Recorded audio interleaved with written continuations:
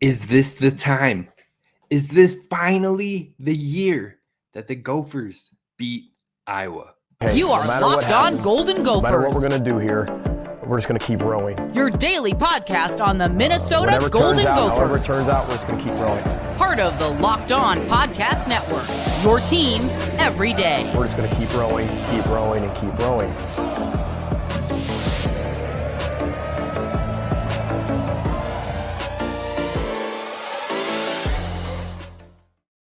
You're listening to Locked On Golden Gophers, part of the Locked On Podcast Network, your team every day. My name is Kane Rob, host of the podcast, former collegiate football video coordinator and recruiting assistant, here to talk Golden Gophers with you each and every day of the week, Monday through Friday. That is right, Gophers fans. If you haven't been tapped in yet, this is a show where we always continue to row. We have coverage for Gophers talk when it comes to football, basketball, and hockey every single day of the week, Monday through Friday. So be sure to follow wherever you get your podcasts at Locked On Golden Gophers. Leave a 5-star review so other Gopher fans can find the podcast. And also be sure to head on over to YouTube, where we have a daily video of the show as well. Sometimes we're able to throw some extra graphics in there on top 10 countdowns and things like that. You're definitely going to want to stay posted, and we're going to do some live shows this year after some away games, so be sure to hit subscribe over on YouTube so you don't miss any of that. Now, we've been doing a behind the enemy lines, where we're talking about each and every Gophers opponent on the schedule for the 2023 season, and today is none other than the Iowa Hawkeyes that the Gophers play in Week 8. We have to talk about the changes that have happened for the Iowa Hawkeyes over the offseason, as well as a make or break for the Gophers in the 2023 season. And we'll also talk about the strengths and weaknesses of Iowa to wrap up the show. But first, we have to talk about the Gophers offense, because it holds a whole lot of promise. And not only that, not just promise, but I truly believe this offense could be as good as the 2019 offense that we saw when the Gophers went 11-2 and really put their names into the conversation when it came to being on the rise, a team of progress. I think that this team's offense could rival that. Maybe it won't get to that caliber because there are a lot of younger players on this offense, but if they step into their own, it could happen. So embrace being slept on, because anywhere you hear about the Gophers, you're not going to hear, oh, this team, they're impressive. Oh, this team, they have a lot of players. You're not going to hear it. And I feel like Gophers fans always are consistently having to defend themselves and go to bat for their guys. But you know what? Embrace being slept on. All outside opinions that I've ever heard from casual consumers of college football are that the Gophers will fall off because Mo Ibrahim is gone. We know better than that. Now, the next step up from the casual consumers of college football is those that are moderately involved with college football, and they keep up for the most part. And they'll tell you, well, we have a new quarterback and the offense is unknown and Mo Ibrahim is gone. So the Gophers are going to be on the downswing. But Gophers fans, I'm telling you right now, just let that conversation go. Because no matter how much you inform, that opinion will not change, not until the games are actually played. So the Gophers have to let their play on the field do the talking, and they will have an opportunity from the jump to get some recognition, I guess is the word I was looking for there. They'll have the opportunity in Week 1 versus Nebraska. Now, Ethan Kaliakmanis, I think he will garner respect this year. He's got all of the upside. You know what? Tanner Morgan got respect over his time, never to the echelon of, oh, he's one of the best quarterbacks in the Big Ten. But he got respect, especially after that 2019 season. Now, I think Ethan's upside is a lot higher than that. And I mean a lot. Just the natural talent he has, the ability to drop a ball right into the breadbasket, right into a bucket.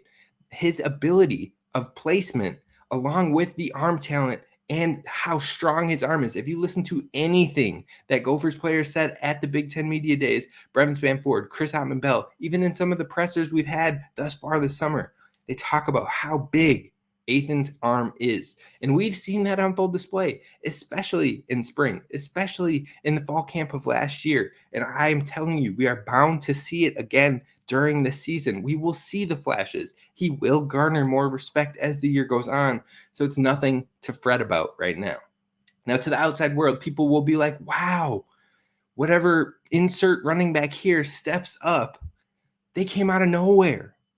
But it's not out of nowhere. And if you need the proof of that, you can just look to the 2021 Gophers season.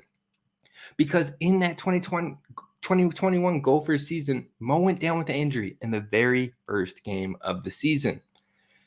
And the following is what preceded that. Trey Potts, 552 yards and 6 touchdowns rushing in 4.5 games. Then Trey Potts gets injured. And Bryce Williams comes in as the starter in 175 yards and 3 touchdowns in about 2-ish games. Then Bryce Williams gets injured. Kai Thomas, Bucky Irving, 2 freshmen, one a red shirt, the other true freshman. They come in. Kai Thomas has 824 rush yards, 6 touchdowns in 9 games on 166 attempts. And Bucky Irving has 699 rushing yards and 4 touchdowns in 11 games on 133 attempts.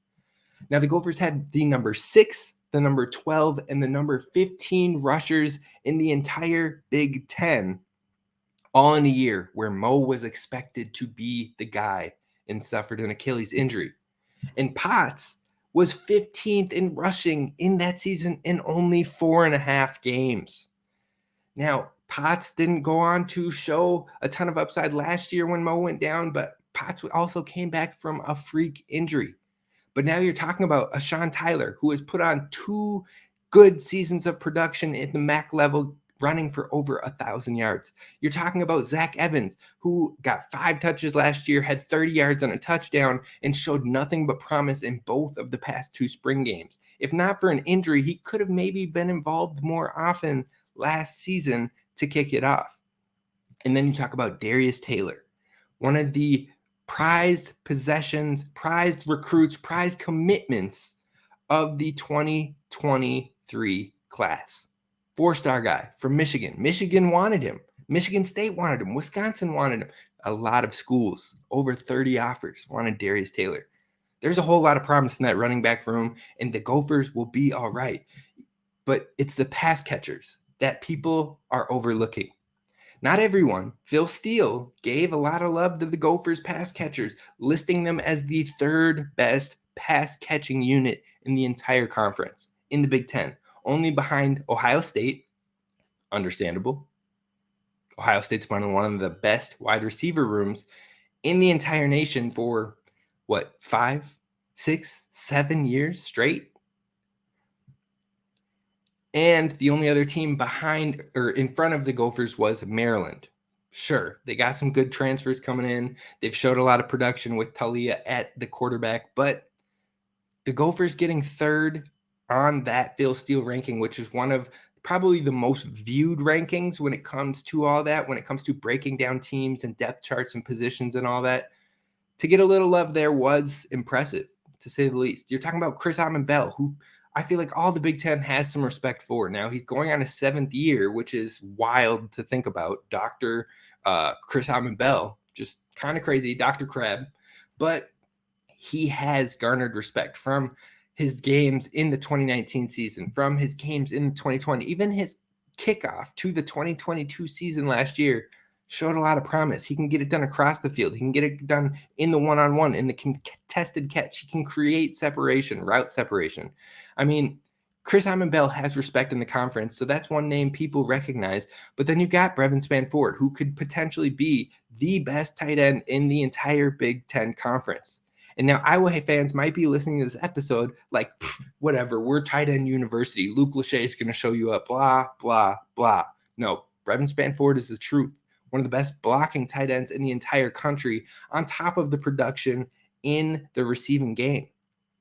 If it weren't for a couple drops last year, he'd have more touchdown production on top of the yardage that he already had. So Brevin Spanford, Chris Bell, those are the names people know. But Daniel Jackson and his rise last year, having not started the year healthy, having missed basically the first 2.5 games, being on a pitch count in that game 3 and not really getting to jump in until game 4, then going on to lead the team in receiving yards, showing out as a wide receiver 1 in times of need. The only way the Gophers had production in that Purdue game was on the back of Daniel Jackson. Multiple touchdown games, a few handful of 100-yard games. And since I have seen him in the spring, he only looks more confident. He only looks more polished. He only looks more ready to show out and be a number 1 receiver in the 2023 season. In fact, Coach Fleck said in his media days presser that Daniel Jackson is probably one of the most quietest wide receivers in the country. That's one of the best wide receivers in the country. Now, that's high praise from Coach, who coached Corey Davis, Tyler Johnson, Rashad Bateman, and many others along the way. Daniel Jackson holds a lot of promise. You talk about Elijah Spencer coming in as another another weapon for the Gophers. 11 catches in the spring game, but the separation that he creates from a slant that the team knew was coming, that was what was impressive. How much separation he got. Corey Crooms, who absolutely lit it up with Western Michigan, runs the slot position, gives us confidence in the slot. Lemeki Brockington, who had a huge winning touchdown against the Wisconsin Badgers, has had moments and flashes, is ready to come into his own. That's 6 quality options to help Ethan succeed, and that doesn't even bring up young guys like Christian Hoskins and Kenrick Lanier waiting in the wings. So be slept on. Embrace it. Because this Gophers offense holds a lot of potential, and 2023 could be the year where we see it all come to fruition. Now it's time for us to jump into the breakdowns for behind enemy lines, and we're talking about the Iowa Hawkeyes. But before we do that, we need to talk about our friends over at LinkedIn Jobs, because these days every new potential hire can feel like a high stakes wager for your small business. So why not make it easier for yourselves and head on over to LinkedIn Jobs, where they have all of the eyes, all of the viewability, and you want to be 100% certain that you have access to the best qualified candidates available. That's why you should check out LinkedIn Jobs. They make it super easy for you. You get to put a purple hashtag on your profile picture there that says you're hiring, so the rest of your network can help you out and make suggestions and expand the candidates available for your position. Then you can use simple tools like screening questions to make it easier to focus on the right candidates with the right skills and experience, so you can quickly prioritize who you want to interview. It makes it so easy, so impactful, and whenever I need help for anything job related, I'm always checking out LinkedIn. That's where you can find the best options. LinkedIn Jobs will help you find the qualified candidates you want to talk to faster, and you can post about your job for free at linkedin.com/lockedoncollege. That's linkedin.com/lockedoncollege. Terms and conditions apply. All right, Gophers fans, we're jumping in. We're talking about the Iowa Hawkeyes, and you know what? The changes for the Iowa Hawkeyes could be seismic for them in the upcoming season, or they could add up to nothing. Who knows? Because they could be held back by the offensive coordinator, Brian Ferentz, once again. Head coach Kirk Ferentz, his father, entering year 25 as a coach, and consistency has definitely been there over his tenure as the head coach. Now, the last time they won the Big Ten West was in 2021. But if not for dropping the final game of the season to Nebraska last year, they could have been back-to-back champions of the Big Ten West over the last 2 years. But what held them back is that offense. That offense absolutely shot themselves in the foot. And Brian Ferentz, the offensive coordinator, heading into year 7 as offensive coordinator, I believe is the coach who led this team to 129th or 130th, depending on the websites you're looking at, ranking in the country of 131 teams of total offense. In 2022, 129th in the entire country. He also had a bottom 12 offense in 2021. And then the highest, looking at his tenure, the last 6 years at offensive coordinator, the highest he's ever gotten in yards per game as an offense was 86th in the country of 130 schools.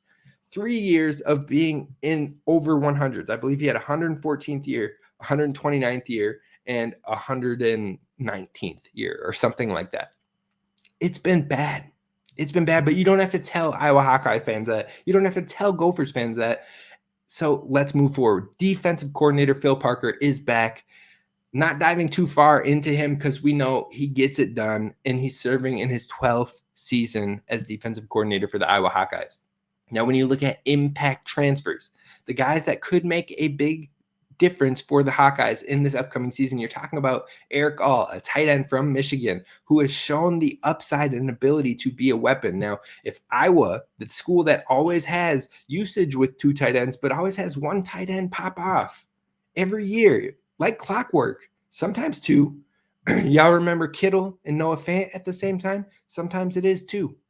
But they got Eric All coming in to pair with Luke Lachey at the tight end position. They've got Cade McNamara coming in from Michigan at the quarterback position, which they've needed some more consistency in that quarterback room. Last year was tough to say the least for the program.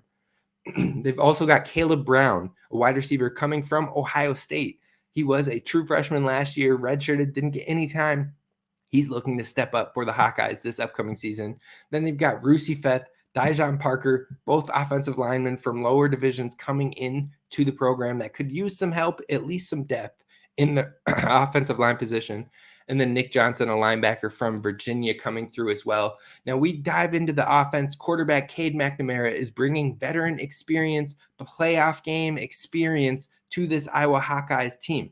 Now, that said, last year started really poorly for him before he lost the job at Michigan. But in 2021, he grades out as a 77.4 quarterback on the PFF grading system with 2,572 passing yards, 15 touchdowns, and 6 interceptions. Now, he is far more efficient, and Iowa Hawkeyes could use some efficiency at the quarterback position. He should be able to manage the game well for Iowa in their upcoming season. But that being said, I'm not sure how able he is to go out there and win you a game with his arm if he has that type of talent. I don't think I've seen that really in his time with Michigan. In fact, in his 21 games played, he's had 5 games with over 200 passing yards, 5 out of 21. And only one of those has been with over 300 passing yards. He also has had 21 total touchdowns in those 21 total games played, about 1 touchdown a game. So he can be a steady Eddie for you, but the upside is limited in my opinion. Now, sliding on over to the running back position, I think Caleb Johnson is the truth. He graded out as an 80 PFF grade in his true freshman season, and he didn't even truly start playing until week 4. And even after that, even once he had started playing in week 4, he only had 2 games with more than 16 rushing attempts on the entire season. That didn't stop him for running for 777 rushing yards with 6 touchdowns, and he had 3 games over 100 yards rushing, including a 200-yard game as a true freshman. And that was against Purdue, whose defense was pretty good last year. Now, I truly believe this kid, when it's all said and done, could be the best Iowa running back in the last 15 or so years. I was a big fan of him as a recruit, and I'm giving him his props. He's going to be a problem in the Big Ten for the next few years. But then you kick over to the wide receiver room, and that's where the Hawkeyes have issues, in my opinion. Nico Reganey, could have said his name wrong. Hawkeyes fans will let me know in the comments, I'm sure, but he's back. The senior has the most reception yards coming back to the team production-wise from last year with 396. There are no other real threats in the wide receiver room outside of Caleb Brown, who is an unknown. He was a highly recruited prospect coming into college football, 4-star guy, close to 5-star guy, who headed to Ohio State, who has a knack for wide receivers, but he didn't get the playing time right away, transferred out. We'll see if Iowa will use him, because we've seen highly recruited, highly rated, highly starred guys head to Iowa in the transfer portal, but we've seen them take those promising wide receivers and not use them. So I don't know if I'm willing to trust Brian Ferentz to actually use his talents and use the most of that 4-star capability. But when you're talking about pass catchers with Iowa, you can't talk about pass catchers and not bring up the tight ends. Like I said, they like to claim themselves as tight end university. So they have 2 stud tight ends for this upcoming season. Luke Lachey, who had 382 yards last year. And if you want proof he can fill Laporta's shoes, look to the final 3 games where he never graded under an 81 on PFF once Laporta was out versus Minnesota when he got his injury. He had 77 major yards versus Minnesota to help ice away that game. He had 89 yards and a touchdown versus Nebraska and was basically their only offense in that game. And then 36 yards and a touchdown in the bowl versus Kentucky. Now, along with Luke Lachey, you've got Eric Alf, the Michigan transfer, who has played with Cade McNamara. They might have some chemistry going together in 2021, which was the last time he got significant playing time. He had 437 yards and 2 touchdowns. So there's a lot of upside with him as well. But the offensive line, that's the last thing we're talking about on the offense. They have 2 transfers coming in. Both of those guys are probably depth players for them, but they have 5 majority starters back. Their center, Logan Jones, their left tackle, Mason Rickman, right tackle, and then he played a little bit of left guard, and Connor Colby, left guard and right guard, Nick Jajong, and then a right guard in Bo Stevens. They all played a heavy amount of snaps last season. Now you hear 5 starters returning and you think, ooh, that should be good. They have a lot of consistency. That could be a problem. But the Iowa offensive line was a problem for Iowa in 2022. In fact, none of them rated above a 57 when it came to PFF's pass blocking grades, and the best of them were in the high 60s when it came to the run blocking grades. Now, what you're shooting for in PFF, you want to get to that 70 or above. That's where you start to get to the real shine. When you get to the high 70s and the 80s, that is the best in the country. So the 57s in pass blocking, it's rough. It's rough. Now you hear all of that, and Iowa's offensive line continued to prove that they struggled last year, where they were 105th in the nation in sacks given up, with 38 sacks given up, nearly 3 a game. And those 5 players that I listed coming back that had a majority of the starts from last year accounted for 85 pressures. So that is a struggle for Iowa, who will have to significantly improve with similar talent. But the bread and butter for the Hawkeyes is, as always, the defense. They were 2nd in the nation in total defense, 12th in the nation in run defense, 6th in the nation in pass defense, 2nd in the nation in scoring defense, and tied for 20th in the nation in turnovers gained with 23. Now, they've had some key losses. Luke Van Ness, the edge, went to the Packers in the draft. Jack Campbell went on to the Lions in the draft. Riley Moss was drafted. Then they had 2 undrafted free agents that were full-time starters in Seth Benson and Kayvon Merriweather. That's 4 starters and a key player in Lucas Van Ness, who are all gone from the defense. But they do have a lot of key returners coming back, and highly valued ones at that. Cooper DeJean, I always forget how to say his last name. Bear with me. But Cooper started 813 snaps last year, PFF grade of 88.5, 5 interceptions, 5 pass breakups, 2 touchdowns last year. He's the difference maker, and he has been for the last 2 years for Iowa at the cornerback position. Quinn Schultz is back as a starting safety, 880 snaps last year, 73.5 PFF grade. Logan Lee on the interior defensive line, 595 snaps as a starter last year, 74.5 PFF grade. Noah Shannon, defensive line, starter coming back, 513 snaps. Joe Evans, edge, starter, 473 snaps coming back. And then Sebastian Castro, a cornerback. He started last year, 446 snaps. All those guys are coming back. That's 6 starters. Heavily used starters are back on an Iowa defense that was one of the best in the entire country. And that's not even talking about Xavier Nwakpa, who is a young safety that you should keep your eyes on, because only playing in 3 games last year, he really showed out in the bowl game and showed he is probably the next up in that Iowa D-backs room. So long story short, Iowa's defense is going to be nasty as per usual. The offense at skill positions has a lot of talent and an efficient QB, but the stubbornness of Ferentz, will that hold the team back? We're going to talk about that. We're going to talk about a make or break for Iowa and the do or die for the Gophers versus them coming up next. All right, Gophers fans. So we got to talk about make or break with the Iowa Hawkeyes. I haven't officially done my game predictions for the season, but off of gut feeling, off of going off of schedules and everything like that, if I had to pick right now, who would be the winner of the West, Iowa would get my vote. And that feels absolutely downright dirty to say. But again, I haven't done my official predictions game by game and looking at that yet, so don't hold me to it. Now, that being said, this is a winnable game for the Minnesota Gophers in hostile territory and all. The make or break for this game is late game execution.